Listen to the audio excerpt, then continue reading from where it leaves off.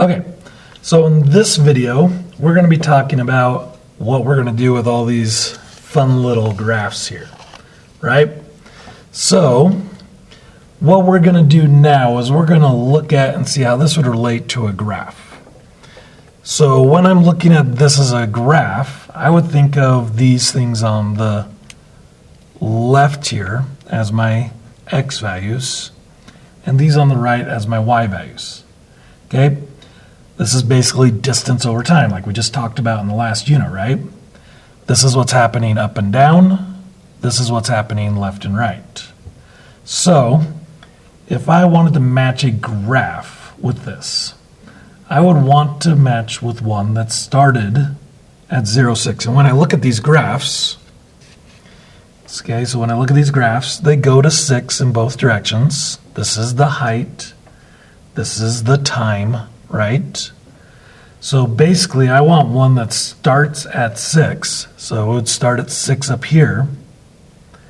And for each time it goes over, so each time a second goes over, it's going to lose 1 centimeter on its height.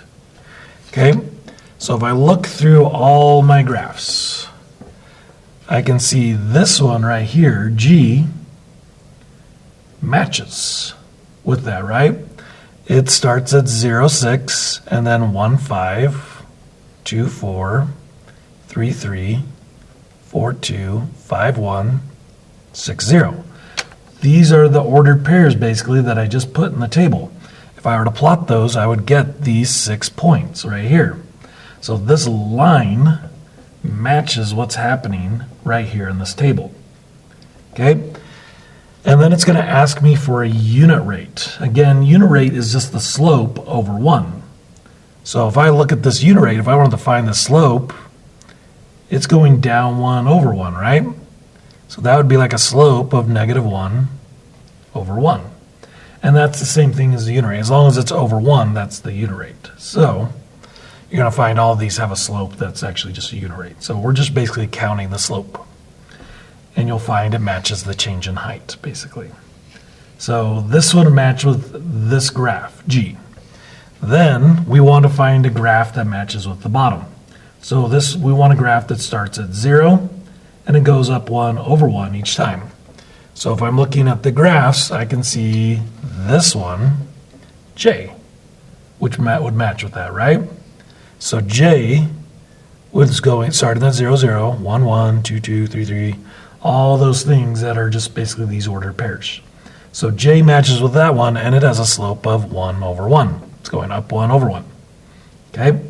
So that would be the graphs that would match there. So if you have those, go ahead and glue them on, because that's what we're doing here, is we're just matching them with the appropriate tables. Okay, let's try another couple here. So this one, we want to find a graph that starts at 4 on the y-axis and is going down 2 every time. So if I look at my graphs, I can see this one starts at 4, right? That one starts at 4, and it looks like it's going down 2 over 1. So that one would match. That's D. So D matches with the top on F2. And it has a slope of negative 2 over 1, right? Because it's going down 2 over 1. So that matches. Then the bottom, we're looking for one that starts at 2 and goes up by 2. So I'm looking at all my graphs for one that starts at 2 and goes up by 2. So let's see what I got here.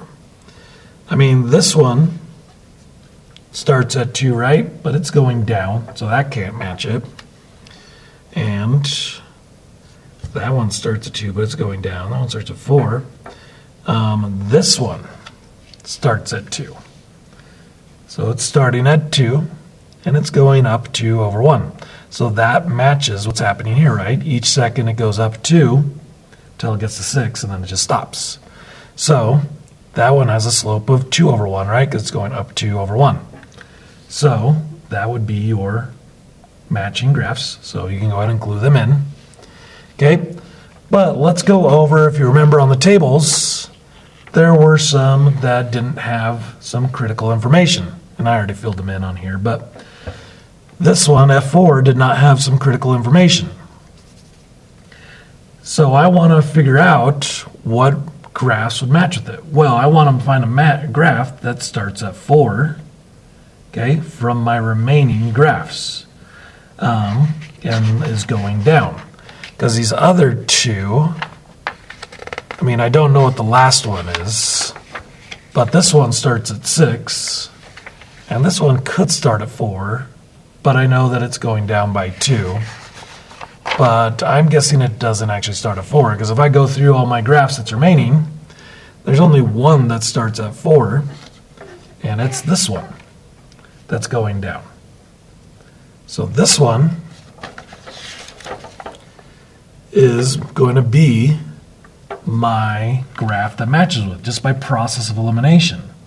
If I go through all the graphs, F is the only one left that still starts at 4. So that one matches with this one, and this one looks like it's going down 4 in 1 second. So it has a change in height in 4. You saw that I had already written that on there. So it goes from 4 to 0 in 1 second, and then just stays there, right? That's what's happened on this graph. In 1 second, it's down at 0. So it would have a slope of -4 over 1. So if it starts at 4 and goes to 0 in 1 second, that means this one will start at 2 and go to 6 in 1 second. So I need a graph that starts at 2 and goes to 6 in 1 second, and it looks like I'd have one right there in C.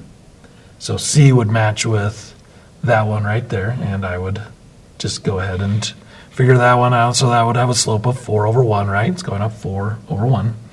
And the lights just went out, but that's right, okay, because I'm at the end of the video. So that's what you're doing to match up graphs. Again, you're starting at this first number, and we called this the y-intercept. Okay, that's the y-intercept, and I'll be more about that in our equations, the one I get to in a second. So again, if you have any questions, just ask your teachers. We're here to help. We want to help, and we'll see you.